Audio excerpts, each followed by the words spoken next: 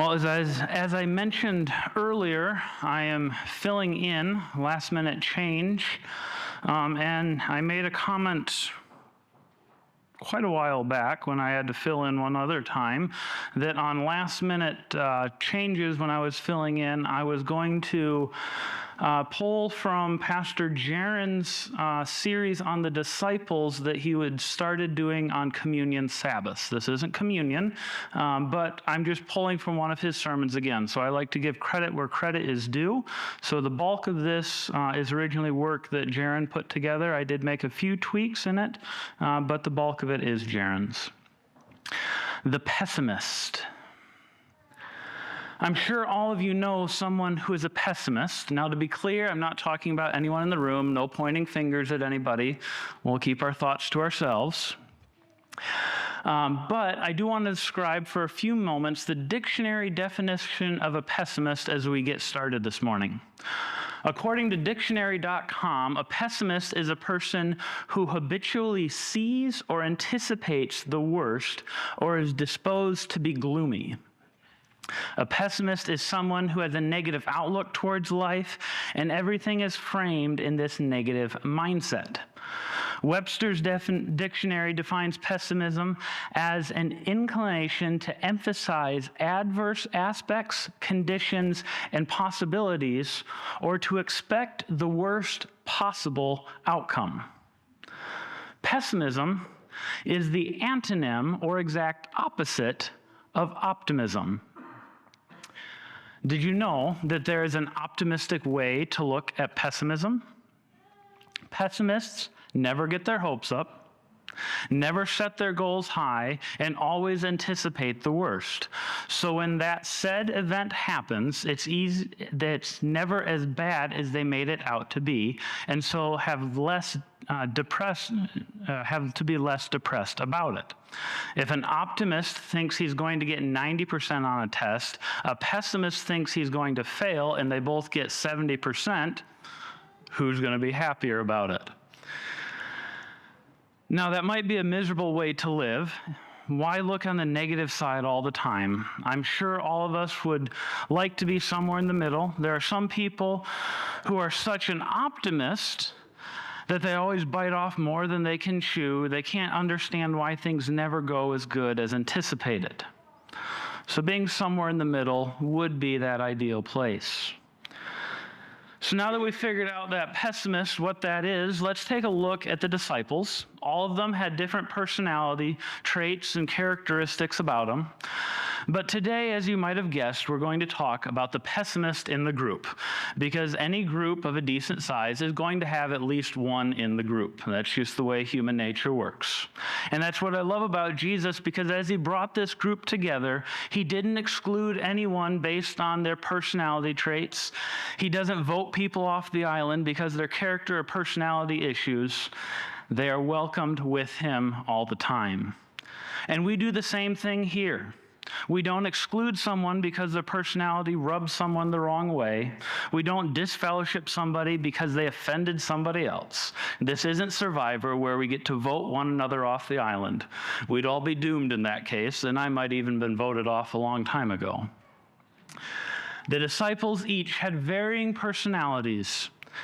They didn't always get along or agree. Sometimes they rubbed each other the wrong way, just like we do today. But day by day, the disciples gradually changed by beholding Jesus daily to be more like him. So if you haven't figured it out, today we're talking about Thomas, the pessimist. He's usually nicknamed Doubting Thomas, but that might not be the best fitting label. He was a better man than popular tradition would indicate. And so we're going to dive into that as we continue on today. But Thomas was not the only disciple that doubted. If you remember, after Peter was rescued from drowning in the raging storm, Jesus said to him, "O you of little faith, why did you doubt?" And you can find that in Matthew 14.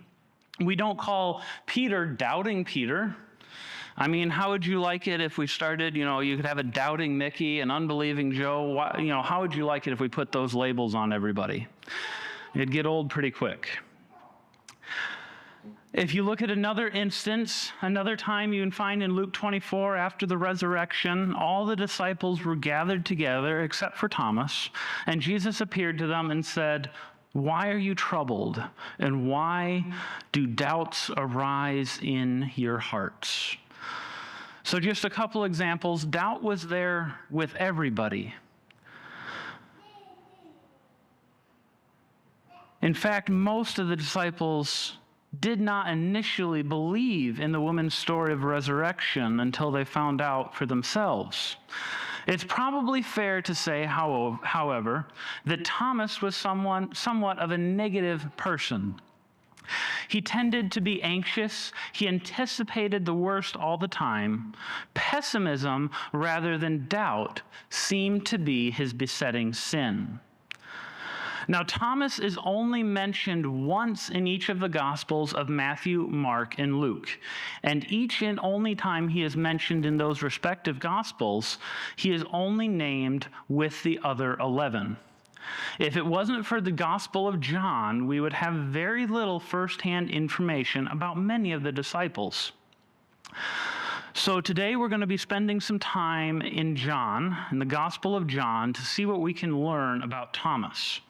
Now, the first time in John that Thomas is mentioned is in chapter 11, so that's where we're going to start this morning. John chapter 11, verse 16 is where we're going to start off in our Bibles this morning. And it reads, "Then Thomas, who is called Didymus, said to his fellow disciples, 'Let us also go, that we may die with him.'" Now that's quite the look on things. Let us go that we may die with him. Now, before we understand that a little bit, let's look at a small little detail that is given there. The word Didymus is used in reference to Thomas, which Didymus is in some translations translated as twin, so we're fairly certain that's what that word means, which we can kind of infer from that point that Thomas was, in fact, a twin. And you can see multiple times through things the disciples ended up giving him the nickname among themselves, Didymus, instead of calling him Doubting Thomas, as he is more commonly referred to today. So moving back to that verse there, it becomes evident, however, if you look at John's record, that Thomas had a tendency to look in the darkest corners of life. He anticipated the worst in every situation. So let's back up a little bit and understand where Thomas's statement in verse 16 comes from. So we're going to get back to chapter 11 shortly here. Chapter 11, if you recall, we have the story of Lazarus being raised from the dead. In the chapters right before that, you have Jesus going to Jerusalem for the Feast of Tabernacles, or the Feast of Booths. Jesus' presence in Judea and Jerusalem during that time caused quite a stir. People were asking, is this the Messiah? Which that led to great confrontation with the religious leaders. They tried to trip Jesus up, and that's where you get that story coming in of them bringing the woman caught in adultery to Jesus. And when Jesus forgave sin and claimed to forgive sin and declared himself to be the I am, the eternal God, it was at that point where the Jews tried to stone him. It got too dangerous for Jesus and his disciples to remain in that area, and so they fled out from Jerusalem out into the wilderness. And so we're going to go back into chapter 10 and to verse 39 and 40. "Therefore they sought again to seize him, but he escaped out of their hands. And he went away again beyond the Jordan to the place where John was baptizing at first, and he stayed." He wasn't ready to die yet. Jesus knew what he was on earth to do, but it wasn't his time, so he left the area, went out into the wilderness where John the Baptist had been baptizing. He went away from the pestering priests and religious leaders, And at that point, it was where Jesus' ministry began to be fruitful. If you look in verse 42 of chapter 10, you get the idea that many believed him there. So now that we've got a little background on what happened before the Lazarus story, let's jump back into chapter 11 at verse 3. Therefore the sisters went to him, saying, Lord, behold, he whom you love is sick. So we have this dilemma at this point. Good friend Lazarus is sick. Mary and Martha wanted him to come, but the Jews were still determined to kill him at that point. They hadn't yet calmed down. And Jesus, after staying for 2 days, he decided it was time to start out for Bethany. It still wasn't a good time to visit because it was virtually within sight of Jerusalem, and Jesus' bitterest enemies had their headquarters there. And the disciples weren't sure what Jesus was thinking. In chapter 11, verses 7 and 8, it reads, Then after this, he said to his disciples, Let us go to Judea again. His disciples said to him, Rabbi, lately the Jews sought to stone you, and you are going there again? They're questioning, what on earth are you thinking? But Jesus always has an answer. So let's continue reading 9 through 12. Jesus answered, Are there not 12 hours in a day? If anyone walks in the day, he does not stumble, because he sees the light of this world. But if one walks in the night, he stumbles because the light is not in him. These things he said. After that, he said to them, Our friend Lazarus sleeps, but I go that I may wake him. Then the disciples said, Lord, if he sleeps, he will get well.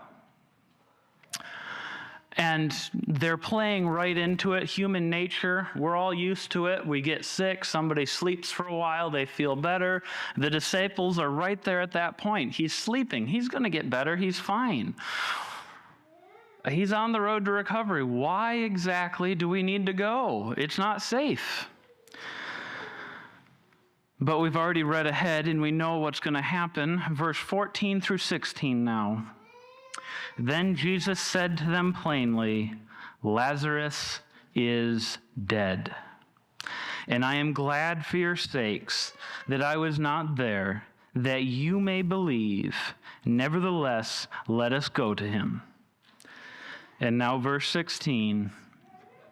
Then Thomas, who is called Didymus, said to his fellow disciples, Let us also go, that we may die with him. What a classic dictionary definition of pessimism. Let's go that we may die with him.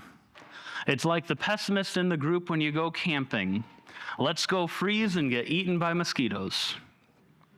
He could see nothing but the disaster ahead. He was convinced Jesus was headed straight for stoning. But if that's what Jesus was going to do, Thomas was grimly determined to go and die with him. You have to admire a little bit of that courage. It isn't easy to be a pessimist. It's a miserable way to live. An optimist might have said, Let's go. Everything's going to work out. The Lord has it under control. No worries. Although we learn from this passage, Thomas was a pessimist. We also learn that he was loyal. He was very devoted to Christ. If Jesus was going to die, he was going to die with him. Another way we could put it in a little more of today's vernacular, Thomas said to the other disciples, Guys, suck it up. Let's go and die. Thomas had a deep devotion to Christ. He could not even be dampened by his own pessimism. He led the charge that day. Because the disciples did go with him to Bethany, most of us know the rest of the story. The next time we catch a glimpse of Thomas is in John chapter 14. His profound love for Jesus is seen here again. And in the beginning of John chapter 14, after a famous passage, we see what Thomas has to think. So reading from verse 1 through 5 of 14. Let not your heart be troubled. You believe in God, believe also in me. In my Father's house are many mansions. If it were not so, I would have told you. I go to prepare a place for you. And if I go and prepare a place for you, I will come again and receive you to myself, that where I am, there you may be also. And where I go, you know, and the way you know. And then here in verse 5, Thomas said to him, Lord, we do not know where you're going, and how can we know the way? That pessimism coming back out. He had no clue. You're leaving. We'll never get there. We don't even know how to get there. How are we supposed to get there? It's almost like Thomas is saying it would be better to die with Jesus than for Jesus to just leave. At least they'd be together in death. And then as the stories continue, Thomas's worst fears are realized. Jesus died, and Thomas didn't die with him. That next picture we see of Thomas in chapter 20 was after Jesus' death. All the disciples were in deep sorrow. They had all gotten together to comfort themselves, except for Thomas. We're going to jump to chapter 20 at this point. We're going to read verse 19, 20, and we're going to jump ahead to 24. Verse 19 reads, Then the same day at evening, beginning the first day of the week, when the doors were shut where the disciples were assembled for fear of the Jews, Jesus came and stood in the midst and said to them, Peace be with you. Now when he had said this, he showed them his hands and his side. Then the disciples were glad when they saw the Lord. And jumping down to 24, But Thomas, called Didymus, one of the 12, was not with them when Jesus came. Did you catch that? Thomas missed the whole thing. He wasn't there. Maybe it was because he was so pessimistic and melancholy that Jesus was crucified. He was absolutely destroyed. He didn't die with Jesus like he said he would. He couldn't stand to be around anyone else. He was wallowing in his own self-misery, and he wanted to be alone. And by, when he heard that Jesus had appeared to everyone else and not him, a bit of jealousy mingled with his doubts. Reading in verse 25 now. The other disciples therefore said to him, We have seen the Lord. But he said to them, Unless I see his hands and the print of the nails, and put my finger in the prints of the nails, and put my hand into his side, I will not believe. After the resurrection, he had been doggedly to this idea. And again, Thomas wasn't any worse of an unbeliever than any of the other disciples. He simply doubted a few days longer, and his grief was greater. But 8 days later, something happened. Verse 26 now through 29. And again, after 8 days, his disciples were again inside, and Thomas now was with them. Jesus came, the doors being shut, stood in the midst, and said, Peace to you. And he said to Thomas, Reach your finger here. Look at my hands and reach your hand here and put it into my side. Do not be unbelieving, but believing. And Thomas answered and said to him, My Lord and my God. Jesus said to him, "Thomas, because you have seen me, you have believed. Blessed are those who have not seen and yet believe." At that point, Thomas didn't need or want to touch Jesus, but what came out of his mouth was probably the greatest statement ever to come from the lips of an apostle. We see it in verse 28, "My Lord and my God." Let those who question the divinity of Jesus meet Thomas. My Lord and my God. This was Thomas's aha moment, a turning point. Maybe you could even say conversion experience. In that moment, Thomas was transformed into a great evangelist. At Pentecost, he was filled with the Holy Spirit along with the other apostles. He helped take the gospel to the ends of the earth. There is evidence that Thomas carried the gospel as far as India. There are churches in South India that tradition traces to the ministry of Thomas. The strongest tradition says he was martyred for his faith by being run through by a spear. An ironic form of martyrdom, considering it was for the one whose faith matured when he saw the resurrected Christ appear with a spear mark in his side and the nail prints in his hands. That story of Thomas concludes with a blessing. Thomas, because you have seen me, you have believed. Blessed are those who have not seen and yet believe. This blessing is for you and me, for we have not seen Jesus. I'm glad we have that story of Thomas. It shows how patient and tender Jesus was with him. And Jesus understands our weakness. In Hebrews 4, you gotta love how things work out. 4 verses 15 through 16, if you remember that from our call to worship this morning. For we do not have a high priest who cannot sympathize with our weakness, but was in all points tempted as we are, yet without sin. Let us therefore come boldly to the throne of grace, that we may obtain mercy and find grace to help in times of need. Jesus understands our weaknesses. He sympathizes with our uncertainties. And thankfully, he is patient with our pessimism. Why not fall at the feet of Jesus, leave your doubts behind, and say with Thomas, "My Lord and my God"?